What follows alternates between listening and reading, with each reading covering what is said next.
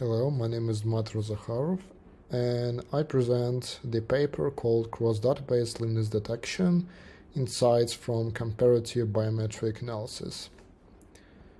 Our plan consists of problem statement, then we consider the methodology in which we provide you the architecture of the use model, the datasets, the evaluation metrics, and also the cross-database testing results. Then we'll proceed to testing results, the cross-database testing results, the comparative analysis, and finally the discussion. So now let's begin from the problem statement itself. Suppose I give you two images, this one and this one.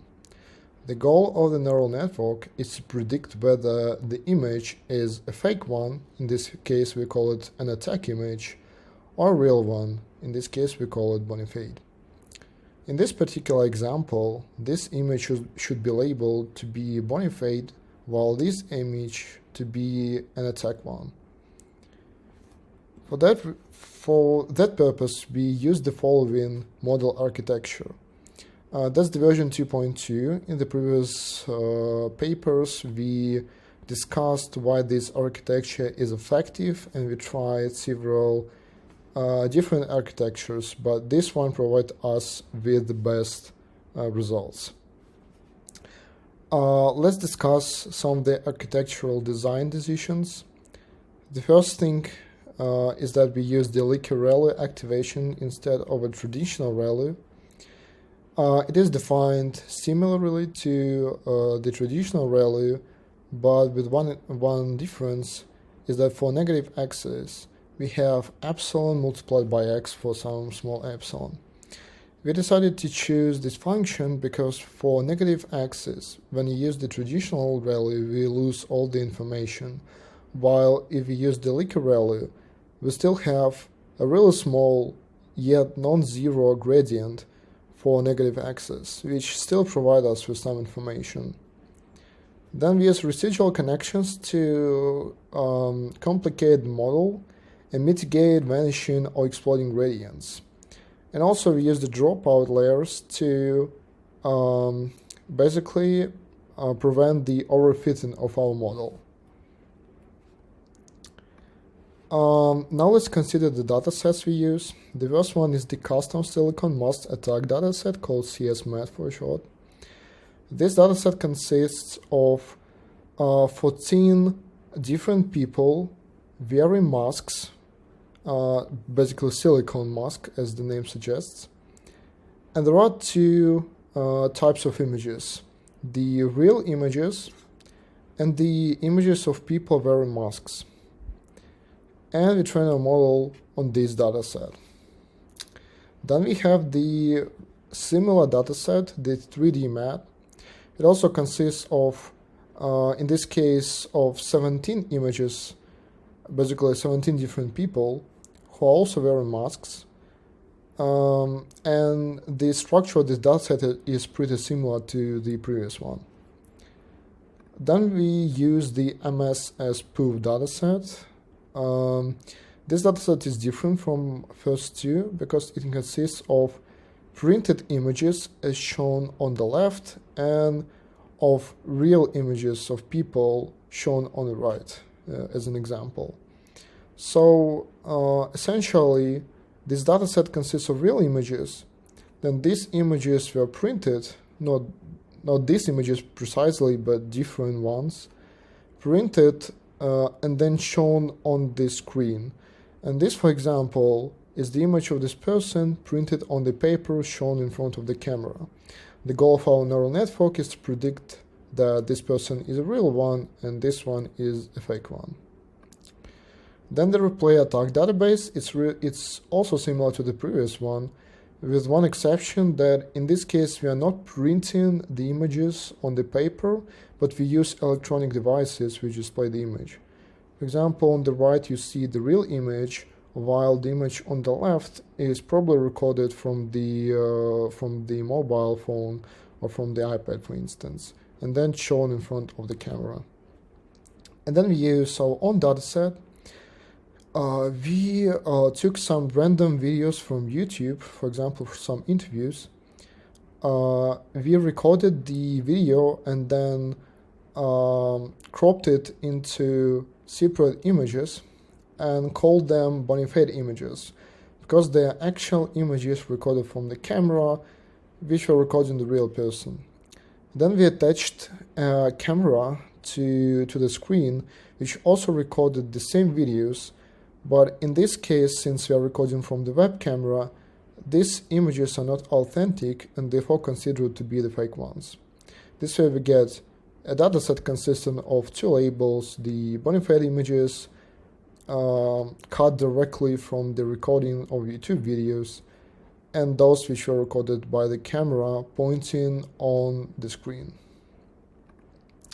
Then let's consider the evaluation metrics we use. The first one is precision. It measures the fraction of correctly identified positive instances from all the instances predicted as positive.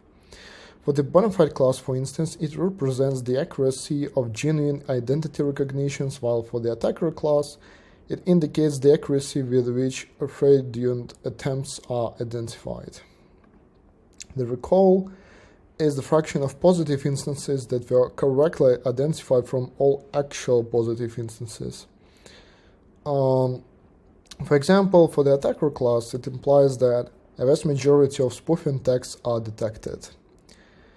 But these two metrics are not really sufficient when considered on their own, and for this reason we need to use some sort of averaging between these two values. And for that reason we have the F1 score. It is a harmonized mean of precision and recall, and it suggests a balanced identification mechanism where both false alarms, false positives, and missed detections, false negatives, are minimized. If the score is high, in this case we have a balanced identification mechanism. So both of these values should be small. Also we use another matrix, averaging matrix called H-star for short, half total error rate. It's just an average of false acceptance rate and false rejection rate. And they're defined as it is shown on the slide. Small H-star signifies a more robust and reliable biometric system. Why do we use these matrices? Well, the ensemble of these metrics enables us to draw holistic insights into the system's behavior. While metrics, as said before, like precision and recall, give insights into some specific types of errors, the F1 and H-star provide a summarized view of the overall performance. Now let's discuss why we decided to cross-database test. There are three primary reasons. The first one is the model generalization. So the traditional training and testing on the same dataset can sometimes lead to overfitting, where the model memorizes the specific characteristics of the training set. The next is diversity in data. Different databases can often have diverse data collection protocols, varied demographic distributions, and even different types of spoofing attacks. Testing a model across such diverse datasets can provide insights into its robustness and adaptability. And also benchmarking. We set a benchmark for comparing different liveness detection algorithms. And if the model is good, then it should perform consistently well across multiple datasets. So these are results of using the trained model on one dataset on itself on the validation set. Here are the results. You can also read them from the paper itself. So now we enumerate the testing results. The MS spoof exhibits a commendable balance between precision and recall for both classes.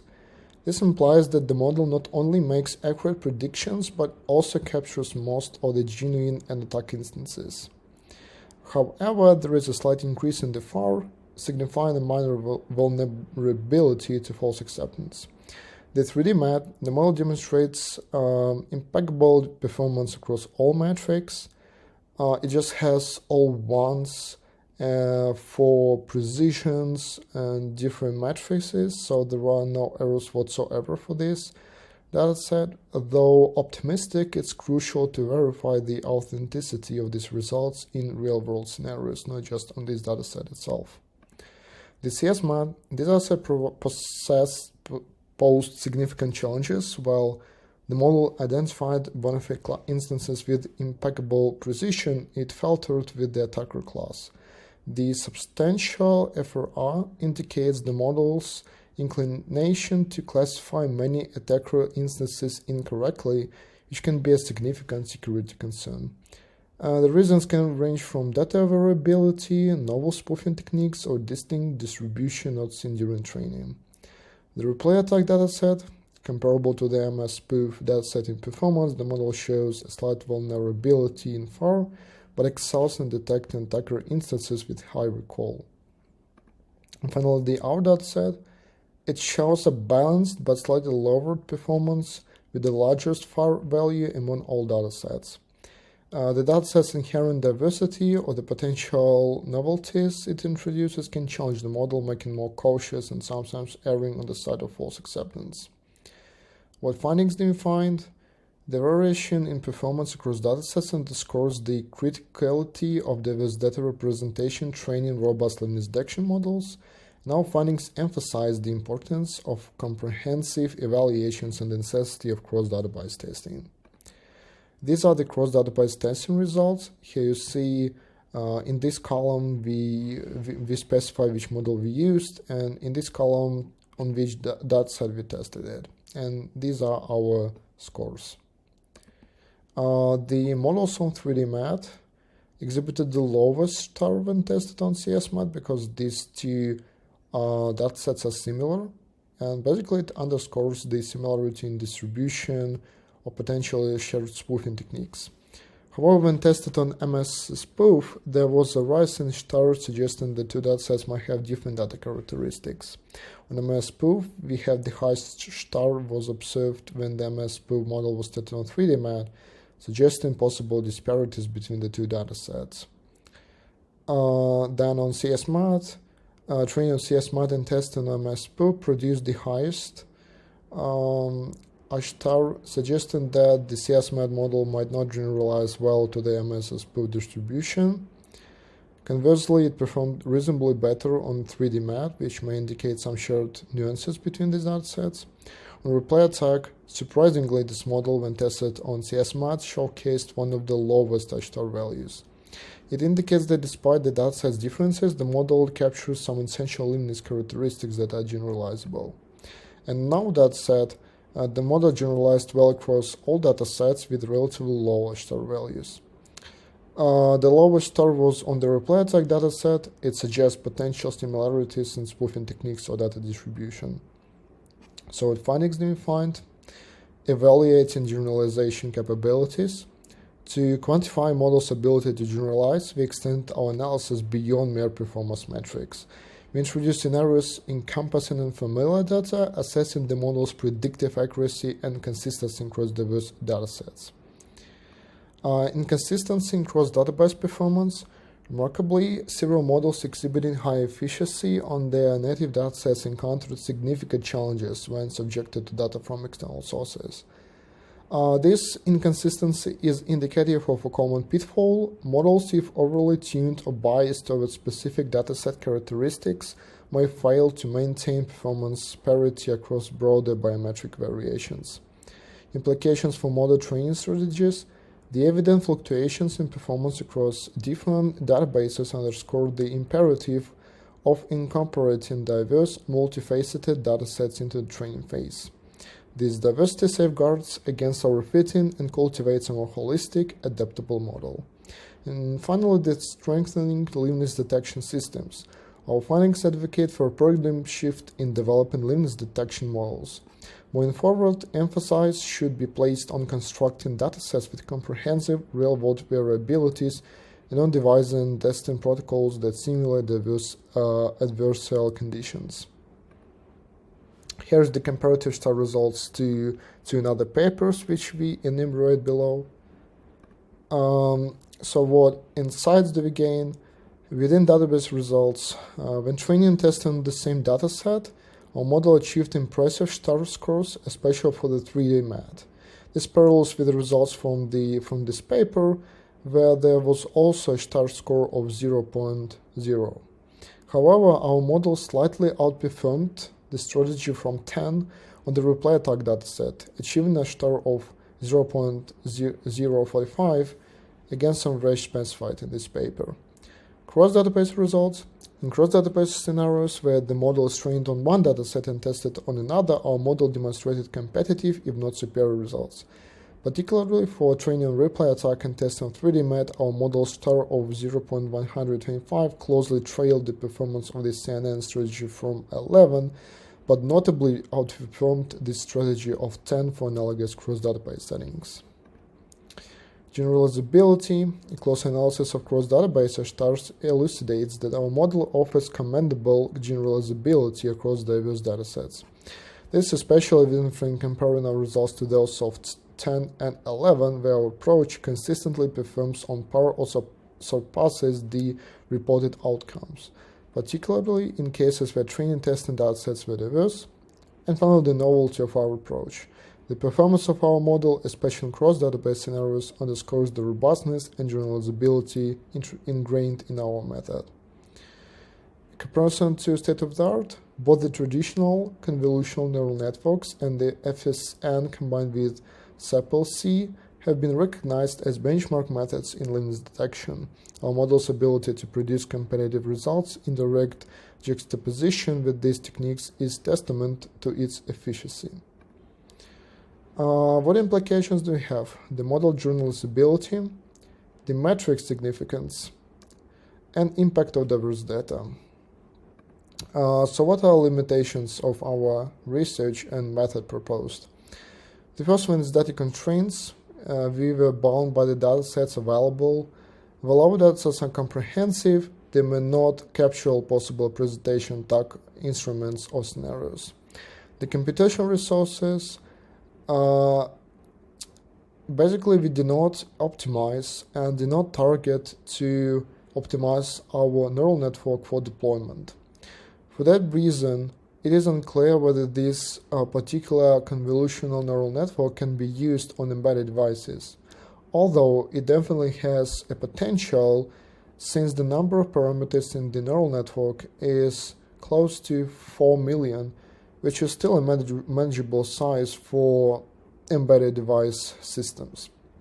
Basically, it can even fit on the real small chips of RAM size of around 8 megabytes, and also absence of adversarial testing.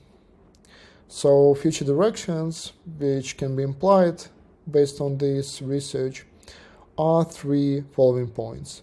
Incorporation of adversarial techniques, as said before, optimization for real-time deployment, to optimize it to be able to basically deploy on the chip, and expansion of dataset diversity, just test on bigger amount of datasets, find some datasets that exhibit a much bigger variability, and so on and so forth.